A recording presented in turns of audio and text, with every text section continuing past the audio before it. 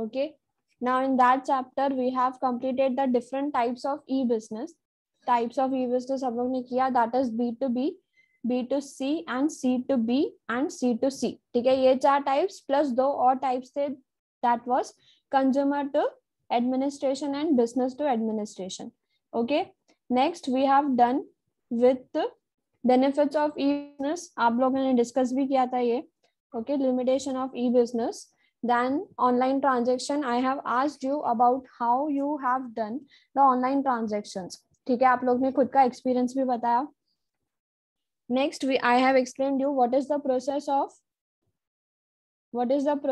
of online transaction. ठीक है. Next, buying and selling process. We have started with the outsourcing. ठीक है, मैंने आपको एक वीडियो दिखाया था आउटसोर्सिंग का. In that I have told you to observe. ठीक है, आप लोग को बोला भी था कि आप लोग इसमें वीडियो में ऑब्जर्व करना. किस किस को वीडियो याद है वो? एनीवन? थोड़ा थोड़ा. ओके, और बाकी लोग right it in the chat box if you want. Yes, मैंने आपको एक वीडियो दिखाया था जिसमें आप लोग ने ऑब्जर्व भी किया था कि कैसे अलग अलग रिसोर्सेस जो हैं वो यूज होते हैं, कैसे कोर बिजनेस पे फोकस किया जाता है, राइट. जो इम्पोर्टेंट बिजनेस हमारे काम है उस पे फोकस किया जाता है, और जो नॉन इम्पोर्टेंट एरियाज हैं हम लोग किसको देते हैं? आउटसोर्सिंग कंपनीज को दे देते हैं. ठीक है, सबको याद है ये आउटसोर्सिंग का टॉपिक?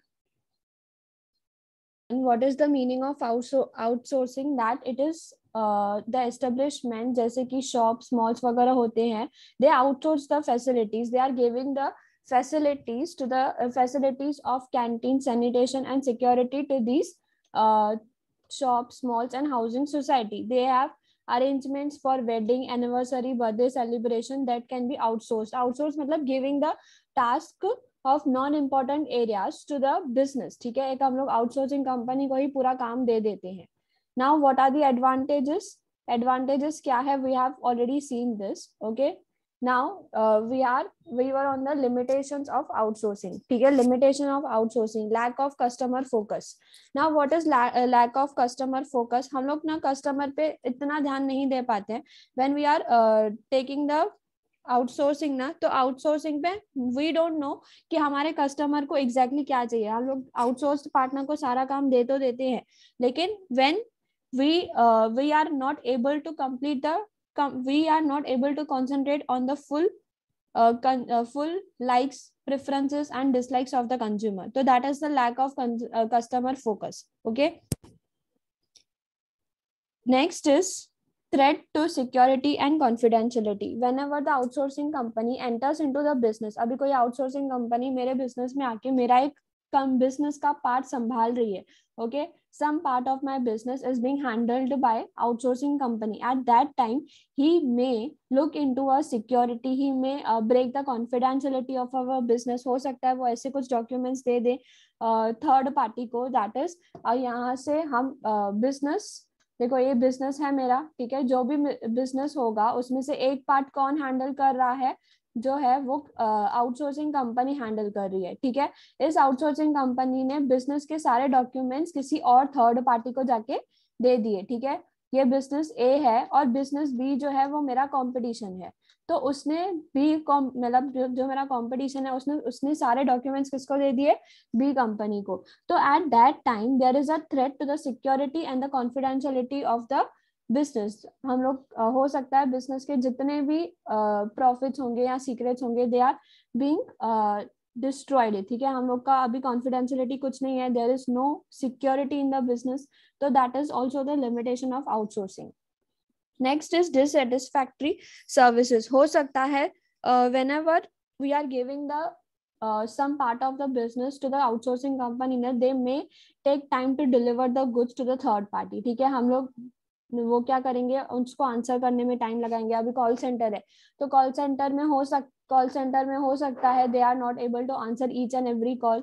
ठीक है, तो उस टाइम पे क्या होगा? Dissatisfactory services. जो भी सर्विसेज हमारी कंपनी की होगी, देखो कंपनी तो हमारी है ना. फॉर एग्जांपल ABC लिमिटेड ने आउटसोर्सिंग कंपनी को एक काम दिया कॉल सेंटर का. ठीक है, अभी जो कस्टमर्स हैं वो किसके हैं? ABC लिमिटेड के. ठीक है, अभी संभाल कौन रहा है? आउटसोर्सिंग कंपनी, एक पार्ट जो है आउटसोर्सिंग कंपनी संभाल रही है. They are not able to take the calls of the customers. तो नाम किसका खराब होगा? एबीसी कंपनी का, ना कि आउटसोर्सिंग कंपनी का, because outsourcing company they are there for only limited period, उसके बाद तो एबीसी कंपनी को ही संभालना है. तो नाम किसका खराब हो रहा है? एबीसी कंपनी का. तो they are giving the dissatisfactory services to the consumers, then the goodwill of the company is also being destroyed. ठीक है, गुडविल किसी डिस्ट्रॉय हो रही है? कंपनी की डिस्ट्रॉय हो रही है. So that is one of the limitation of the outsourcing. Next is ethical issues. What is ethical issues? That major ethical issue is taking away the employment opportunity from one's own country. यहाँ पे क्या है, हम लोग एक dilemma में आ जाते हैं कि हम लोग खुद के कंट्री में जॉब दें या फिर बाहर किसी कंपनी को आके पूरा संभालने को दे दें, दे विल हैंडल. तो that is the dilemma, that is the ethical issue कि whether to give the job opportunity in our country or hire someone else from the other country to do our work. Okay, now other disadvantages there are in the textbook, that is misunderstanding of the contract. Sometimes outsourcing company is not able to learn the work of the company. ठीक है, वो लोग समझ ही नहीं पाते कि company का काम क्या है.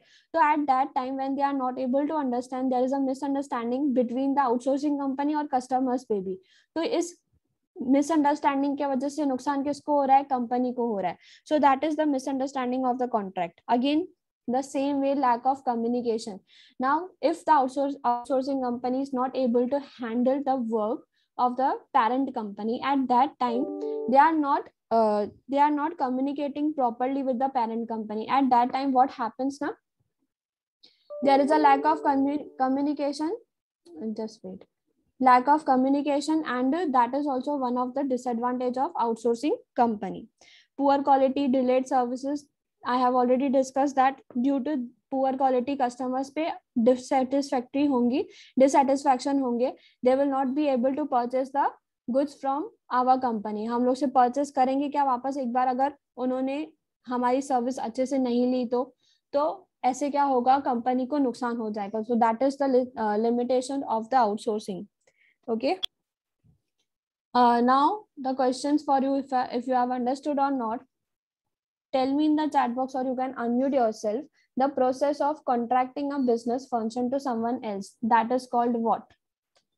Yes. Now there are three types of outsourcing, three forms of outsourcing, that is BPO, okay, business process outsourcing.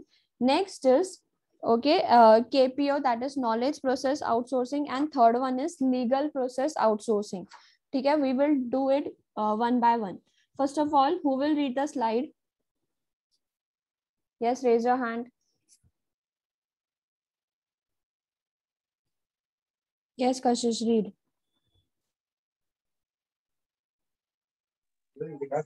BPO, business process outsourcing.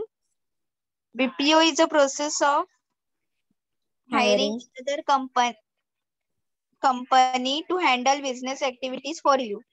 Business process outsourcing, BPO, is a subset of outsourcing that involves the contracting of the operations and responsibilities of specific business functions or processes such as payroll, customer service, accounting, data recording, and much more to a third-party service provider. Okay. See, what is BPO? That is, first of all, what is the full form of BPO? Business process outsourcing. Now see, in the name itself it is given that one part of the process, ठीक है, जो भी business का एक process होगा, we are outsourcing that process. ठीक है, अभी आपको यहाँ पे ना एक पिक्चर दिख रही है. ठीक है, इस पिक्चर में आपको कौन से keywords दिख रहे हैं? Yes, which keywords are being there in the picture? क्या क्या पिक्चर में दिख रहा है? Yes, chat box में लिखो. If you want, you can unmute yourself and say. We are talking about the BPO, that is, we are giving the business, one of the business process to the outsourcing company. ठीक है, अब यहाँ पे देखो कौन से process है. एक ब्लॉग का प्रोसेस हो गया कि कंपनी कोई ऑनलाइन है कंपनी, उसमें ब्लॉग्स वगैरह क्रिएट करती है. तो जो ब्लॉग्स क्रिएट करने का काम है वो किसको दे देंगे वो लोग? आउटसोर्सिंग कंपनी को. ठीक है, पिक्चर्स लेने का काम है, फोरम मतलब एक कमेटी वगैरह बनाएंगे जिसमें वो लोग डिस्कस करेंगे कि इसको, इस बिजनेस को आगे कैसे बनाना है, तो वो काम हो जाएगा। पॉडकास्ट चैनल्स वगैरह क्रिएट करेंगे ताकि बिजनेस को और प्रमोट करें। सोशल मीडिया, अभी देखो आप लोग, बहुत सारे ऐसे बिजनेस होते हैं जो भले ही ऑपरेट वो लोग ऑफलाइन करते हैं लेकिन उनका ऑनलाइन भी बहुत सारा काम चलता है, तो सोशल मीडिया हैंडल करने वाले लोग होते हैं, ठीक है। सोशल मीडिया हैंडल कोई कोई करता है, तो ऐसे पर्सन्स को अपॉइंट करते हैं जिनको सोशल मीडिया का नॉलेज हो और वो लोग सोशल मीडिया उस बिजनेस का हैंडल करेंगे, ठीक है। तो ऐसे जो काम होते हैं ना, मार्केटिंग का काम हो गया। मार्केटिंग का काम कैसे होगा? To promote the product of the business, hoarding वगैरह लगा दिए या तो फिर न्यूज़पेपर में दे दिया, मार्केटिंग कर रहे हैं हम लोग, ठीक है। पिक्चर्स जो हैं वो लोग वो कर रहे हैं, कम्युनिटीज बना रहे हैं, and that way they are giving some part of the business. अब ये लोग, ये जो पॉडकास्ट, आर्टिकल्स, ब्लॉगिंग है, ये जो है कुछ पार्ट है, ये कुछ पार्ट किसको दे देते हैं? किसी और कंपनी को, ठीक है। they are hiring another company to handle the business activities for you means for the business, ठीक है। जो भी बिजनेस होगा उसका कुछ पार्ट जो है, they are hiring another company उस पार्ट को हैंडल करने के लिए। नाउ सी, यहाँ पे क्या लिखा हुआ है? Business process is a subset of outsourcing. Maths में सेट चैप्टर पढ़ा है किसी ने? Yes, 9th standard you have set chapter maths का। यस, याद है कुछ? थोड़ा सा याद है। जरा बताइए क्या याद है? सब सब सबसेट कुछ तो था। कुछ तो था, सेट पता था? Set collection, collection of something. Alphabets. हाँ, कलेक्शन ऑफ अल्फाबेट्स एक सेट हो गया, कलेक्शन ऑफ होल नंबर्स एक सेट हो गया, फिर रियल कलेक्शन ऑफ, नंबर्स हाँ और कलेक्शन, हाँ रियल नंबर्स एक सेट हो गया, ठीक है। आप लोग को कलेक्शन को क्या बोलते थे? उसको सेट बोलते थे, ठीक है। सब सेट क्या होता था आप लोग का? कि जो भी एक सेट है वो अगर उस चीज के अंदर आ रहा है, दैट इज फॉर एग्जाम्पल 1 2 3 4, ठीक है, ये आपका होल नंबर भी हो जाएगा प्लस रियल नंबर भी हो जाएगा। तो ऐसे करके जो भी आपके सबसेट्स होते थे, that is one set containing the set of another, ठीक है। एक सबसेट, एक सेट दूसरे सेट के अंदर आता है तो दैट इज सबसेट। वैसे ही आउटसोर्सिंग के अंदर क्या आता है? Business process outsourcing. So business process outsourcing is a form, is a subset of outsourcing, ये एक आउटसोर्सिंग के अंदर आता है। So outsourcing is a whole broader concept. उसके एक अंदर कॉन्सेप्ट आता है BPO, that is business process outsourcing, that involves the contracting of operations. यहाँ पे हम लोग कॉन्ट्रैक्ट दे रहे हैं, ठीक है। देखो कॉन्ट्रैक्टिंग है, कॉन्ट्रैक्ट देना है हम लोग को। यहाँ पे कोई भी एक बाहर की कंपनी होगी, उसको हम लोग कॉन्ट्रैक्ट देंगे, we are giving the contract to the other company to operate, ठीक है। ऑपरेशंस का कॉन्ट्रैक्ट होता है to operate in our business, to take the responsibility of specific business function, ठीक है। बिजनेस फंक्शन बोलो या प्रोसेस बोलो, it is one and the same thing. We are giving the contract to handle our business, ठीक है। हम लोग third party को ऑपरेशंस और रिस्पॉन्सिबिलिटी दे रहे हैं। किसकी रिस्पॉन्सिबिलिटी? देखो यहाँ पे प्रोसेस कुछ कुछ लिखा हुआ है, पेरोल, ठीक है। वेन एवर द कंपनीज, देखो जब कंपनी एक दूसरे के साथ कॉन्ट्रैक्ट में आती है ना, तो उसका पेमेंट वगैरह वगैरह जो भी होता है तो वो पेरोल पे जाता है। तो payroll is one of the function, तो वो पेरोल बनाना एक टास्क होता है, तो वो टास्क किसको दे रहे हैं हम लोग? आउटसोर्सिंग कंपनीज को दे रहे हैं, ठीक है। कस्टमर सर्विस हो गया, कस्टमर सर्विस जैसे कॉल सेंटर्स वगैरह हो गए, कस्टमर को हैंडल करना हो गया, तो that is being given to the other company. Accounting का काम हम लोग आउटसोर्सिंग कंपनी को दे रहे हैं, डेटा रिकॉर्डिंग का काम अलग कंपनी को दे रहे हैं, and much more to the third party service provider. किसको दे रहे हैं? Outsourcing company. आउटसोर्सिंग कंपनी को यहाँ पे क्या बोला गया है? Third party service provider. That is हमारी बिजनेस की नहीं होगी, लेकिन किधर? बाहर की होगी, ठीक है। बिजनेस की नहीं होगी, कहाँ की होगी? बाहर की एक थर्ड पार्टी होगी जो हम लोग के बिजनेस में आके कुछ फंक्शन या कुछ प्रोसेस संभालेगी, okay. Next it is given that, हम लोग यहाँ पे ये क्यों करते हैं?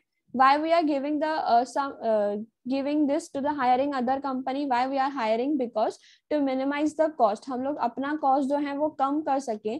देखो यहाँ पे मैंने आपको उस दिन भी बताया था आउटसोर्सिंग में, if companies themselves giving training to the employees ना, तो वो टाइम भी वेस्ट होता है और कॉस्ट भी वेस्ट होता है हम लोग का। तो ये सब बचाने के लिए company what is doing that they are hiring the another party who is professional, expertise services देगी। तो to therefore they will minimize the cost and increase the efficiency in the organization. That is why they are hiring the another company to carry out the process. Okay, now there are three terms, key terms of BPO. Okay, who will read the slide? Yes, who will read it?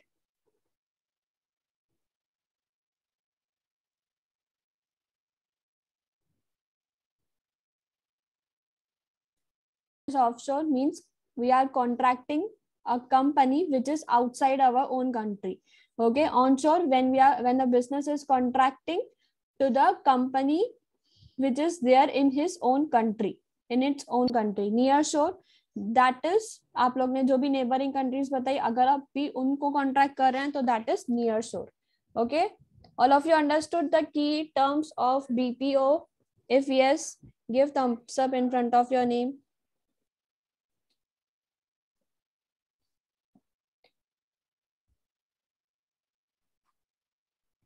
Okay, only 5 students. 6. 18 में से 6 खाली, और बाकी के 10-20 क्या कर रहे हैं? Okay, okay, now we will see what are the advantages of BPO. Okay, first is productivity improvement. Whenever we are giving the task to the other company who is expert in its own way, तो हम लोग का जो भी productivity है, जो भी efficiency है, काम करने का वे है, वो बहुत ही बढ़ जाता है. तो that is productivity improvement. Okay, productivity improvement whenever we are giving the expertise services to the our employees, तो employees खुद भी उतना अच्छे से काम करते हैं. ठीक है, तो that is the productivity improvement. Next is optimum utilization of resources. मैंने आपको वीडियो में दिखाया कि there are resources, human resources हो गया, material resources हो गया, all these resources are being utilized optimally. Why? Because जितने भी हम लोग के employees है, they are working efficiently, हम लोग को expertise services मिल रही है, तो जो भी resources है वो क्या waste जाएंगे? क्या नहीं, जो भी resources है वो waste बिल्कुल भी नहीं जाएंगे. They are not waste, there is no wastage of the resources. Next is reduction in the cost. Cost saving हो जाता है business में, because BPO not only helps to reduce the cost because but also increase the productivity and increase the revenue. यहाँ पे reduction on cost क्या बोला है? That is whenever we are giving the expertise, whenever we are receiving the services, तो हम लोग का cost कम हो जाता है. For example, एक worker है, skilled worker है, ठीक है, unskilled worker है, ठीक है, just wait. एक unskilled worker है, ठीक है, उसको काम बिल्कुल भी नहीं आता है, ठीक है. अब मैंने उसको सिखाने के लिए एक ट्रेनर अपॉइंट किया. ठीक है, मैंने क्या किया, एक उसको सिखाने के लिए ट्रेनर अपॉइंट किया. अब ट्रेनर जो है वो मेरे से फीस लेगा? नहीं लेगा, राइट? लेगा. मेरे को ट्रेनर की फीस जाएगी, एक फीस गई और एक टाइम दोनों गया. ठीक है, अब इसने काम तो सीख लिया, स्किल्ड अनस्किल्ड से ये स्किल्ड बन गया, लेकिन जो मेरा टाइम और फीस वेस्ट हुआ वो, राइट? अगर हम लोग ये देखें तो हम लोग सीधा आउटसोर्सिंग कंपनी को दे रहे हैं हम लोग, तो कॉस्ट का कम लगा हम लोग को, जितना कॉस्ट इधर लगा उससे तो हम लोग को कम ही लगेगा. अगर मैं दूसरे रिसोर्सेज की बात करूं, that is for material resources, जो भी मेरा गुड्स वगैरह है, अगर मैंने आउटसोर्सिंग कंपनी को वो हैंडल करने को दिया था, तो उनको पता है कि हम लोग कैसे, फॉर एग्जाम्पल मेरी मशीन जो है, आप लोग ने एसेट्स पढ़े हैं BK में, तो इन दैट मेरी एक मशीन है जो मेरी एसेट है कंपनी की. अब इस मशीन में at the all full capacity कितनी है उसकी? 50,000 प्रोडक्ट्स बनाने की. ठीक है, जो आउटसोर्सिंग कंपनी है वो 50,000 के 50,000 ही गुड्स बनाती है, लेकिन मेरे जो एम्प्लॉइज हैं वो अनस्किल्ड होने के कारण कितने गुड्स बनाते हैं? 40,000. मतलब जितना 10,000 बन के मेरे को सेल करना चाहिए था, लेकिन नहीं हो पा रहा है. मतलब 10,000 गुड्स का नुकसान हो रहा था मुझे, मटेरियल का नुकसान हो रहा था, राइट? लेकिन आउटसोर्सिंग कंपनी को काम देने के बाद 50 के 50,000 गुड्स बन भी रहे हैं और सेल भी हो रहे हैं. ठीक है, तो मटेरियल रिसोर्सेज का भी नुकसान नहीं है. तो that is the reduction in the cost. Okay, Next is improved human resources. Okay, improved human resources. Why? Because we are getting the advantage of skilled workers, expertise workers, trained man power, सब कुछ trend है, हम लोग को किसी को train करने की जरूरत नहीं है. They are all being trained in their own work. Okay, they are skilled workers. Okay, no need to hire the unskilled workers. तो वो सब बच जाता है एंड इम्प्रूव्ड ह्यूमन रिसोर्सेज हमारे ऑर्गेनाइजेशन में. Okay, so these are the advantages of BPO. Next, disadvantages of BPO. First is communication problem. The communication problem, कहाँ पे communication problem हो रही है? Client और vendor company में. ठीक है, जो भी हमारा client है, जो भी हमारा consumer है, उसको देखो, we are hiring only one process. ठीक है, हम लोग किसके लिए आउटसोर्सिंग कंपनी को हायर करते हैं? एक प्रोसेस के लिए. यहाँ पे फॉर एग्जाम्पल देखो, यहाँ पे हम लोग ने किसके लिए समझो हायर किया? अकाउंटिंग के लिए जो था वो हम लोग ने हायर किया था आउटसोर्सिंग कंपनी को. लेकिन हमारा जो क्लाइंट है ना, वो सेल्स के रिलेटेड बात कर रहा है. ठीक है, जो हमारा क्लाइंट है वो सेल्स के रिलेटेड बात कर रहा है और हमने हायर किसको किया है? अकाउंटिंग फर्म को हायर किया है. तो ये कम्युनिकेशन प्रॉब्लम होगा नहीं होगा ऑर्गेनाइजेशन में? तो वेंडर कंपनीज जो हैं वो मिसअंडरस्टैंड करती हैं, मिसकम्युनिकेशन हो जाता है between the client and the vendor company. So there is a communication problem, okay, in the BPO. That is also one of the disadvantage, because अगर क्लाइंट ही नहीं रहेगा तो फिर हम लोग का बिजनेस कैसे चलेगा, right? One of the major disadvantages of BPO. Next is loss of control. Loss of control. Now, due to the communication errors, time differences, client company can at the times lose control of the project. मैंने आपको बोला यहाँ पे client misunderstand कर रहा है. Client is not happy with the company. They are dissatisfied. क्या वो लोग उस dissatisfaction के बाद हम लोग को काम देंगे? नहीं. तो that is why there is a loss of control in the organisation. जो भी कंट्रोल था हमारा अपने क्लाइंट्स के ऊपर, हम लोग we were keeping our clients happy, वो अभी नहीं होगा, तो लॉस ऑफ कंट्रोल हो जाता है. डिफरेंट टाइम जोन्स, अभी मैंने आपको 3 कॉन्सेप्ट बताए, 3 टर्म बताए जिसमें ऑफशोर भी था. Okay, at a times when company is giving the outsourcing work to the offshore company, तो टाइम डिफरेंट टाइम जोन्स आ जाता है. ठीक है, मैंने यहाँ पे बैठ के ऑस्ट्रेलिया को काम दे दिया, ऑस्ट्रेलिया की कंपनी को काम दे दिया, तो at that time what will happen? क्या वो ऑस्ट्रेलिया की कंपनी का जो टाइम होगा वो मेरे कंपनी के साथ चल रहा होगा? नहीं, राइट? उनका तो अभी तक दिन भी नहीं आया होगा वो. तो at that time different time Jones is creating a impact on the clients of the company. तो ये भी एक अलग ही कॉन्सेप्ट हो जाता है कि डिफरेंट टाइम जोन्स के हिसाब से they are not being able to work properly. Okay, so these were the 3 disadvantages of BPO. Okay, now which are the BPO companies? अभी आप लोग बोलोगे कि this was all theoretical which was there in your textbook. ठीक है, अब आप लोग को ये क्वेश्चन आना चाहिए कि हम लोग BPO, ऐसी कौन सी BPO कंपनीज हैं जहाँ पे जॉब्स मिली जाती हैं? So these are the BPO companies that are providing the jobs. आपको यहाँ पे कौन सी कंपनी दिख रही है? Yes, not only for its capacity to perform particular business process or function, but also to provide expertise around it. The outsourcing of core information related to business activity, which are comparatively important or form an integral part of company's value chain, is desired. KPO is a form of outsourcing in which a knowledge related to information related to work is carried by workers in a different companies or a subsidiary of same organization. Okay, see what is KPO? KPO क्या होता है? It is a function related एक ऐसी process. ठीक है, whenever we are talking about KPO, तो यहाँ पे जो प्रोसेस होता है ना वो नॉलेज के रिलेटेड होता है. ठीक है, पहले जो हम लोग ने देखे ना, सोशल मीडिया हो गया या फिर कॉल सेंटर्स वगैरह हो गए, उसमें स्पेसिफिक नॉलेज की जरूरत नहीं है, जैसे कि उसमें स्पेसिफिक डिग्री वगैरह की जरूरत नहीं है. लेकिन यहाँ पे डिग्री वगैरह की जरूरत होती है. दैट इज, अगर आप लोग को अकाउंटिंग वगैरह कुछ करना है तो आपको अकाउंटिंग का उतना नॉलेज होना चाहिए, बेसिक नॉलेज से ज्यादा होना चाहिए. जो हम लोग ने बीपीओ में अकाउंटिंग पढ़ा उसमें बेसिक नॉलेज होगा तो दैट इज आल्सो इनफ, लेकिन यहाँ पे केपीओ में उससे उतना लेवल एडवांस लेवल का नॉलेज होना चाहिए, इंफॉर्मेशन होना चाहिए। Outsource to the third party service providers, यहाँ पे जो कंपनीज होंगी वो कैसी कंपनीज होंगी, they will have the advance knowledge, advance information about the process which are being outsourced to them. KPO is the segment of BPO. देखो एक बड़ा सा है आउटसोर्सिंग, ठीक है, उस आउटसोर्सिंग में आता है हम लोग का छोटा पार्ट एक बीपीओ, ठीक है।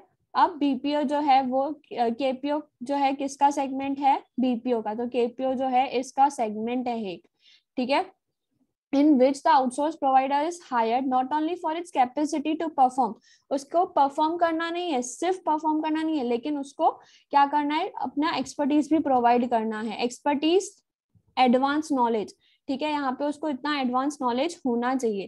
KPO is the segment of BPO in which outsource provider is hired not only for its capacity to perform particular business process or function but also to provide the expertise around it, expertise भी देना है उसको। The outsourcing of core information, पहले हम लोग क्या पढ़ रहे थे, नॉन कोर एरियाज को हम लोग क्या कर रहे थे, आउटसोर्स कर रहे थे, राइट। बीपीओ में हम लोग ने क्या किया था, जो भी हम लोग को नॉन कोर एरियाज थी उसको हम लोग आउटसोर्स कर रहे थे, लेकिन यहाँ पे क्या है, आउटसोर्सिंग ऑफ कोर इन्फॉर्मेशन, जो इंपॉर्टेंट इन्फॉर्मेशन है related to the business activities which are comparatively important, वो हम लोग वैल्यू चेन में डाल रहे हैं, कंपनी की वैल्यू चेन में आउटसोर्स कर रहे हैं, ठीक है। वो इन्फॉर्मेशन जो है बहुत जरूरी है, उसको हैंडल करना बहुत जरूरी है, तो उसके लिए एक्सपर्टीज नॉलेज भी चाहिए, तो वो एक्सपर्टीज नॉलेज कहाँ से आएगा, आउटसोर्सिंग कंपनीज के थ्रू आएगा। KPO is a form of outsourcing in which knowledge related and information related work is being carried by the workers in a different company। हो सकता है KPO एक और आउटसोर्सिंग कंपनी है जिसमें नॉलेज हो, इंफॉर्मेशन रिलेटेड वर्क भी किया जाएगा, ठीक है। किस, देखो यहाँ पे दो वर्ड्स इंपॉर्टेंट है, knowledge related work, information related work carried out by the workers. उन वर्कर्स को नॉलेज होना चाहिए, इंफॉर्मेशन होना चाहिए कि how they are going to deal with the work, what they are going to do in the work, ठीक है, कैसे करना है और क्या करना है उनको अच्छे से पता होना चाहिए। और ये वर्कर्स जो हैं वो हो सकता है डिफरेंट कंपनी के हो या तो फिर सब्सिडियरी कंपनी, उसका एक पर्टिकुलर ब्रांच ही क्यों ना हो सेम ऑर्गेनाइजेशन का, ठीक है। तो दैट इज द केपीओ। सबको समझा केपीओ? यस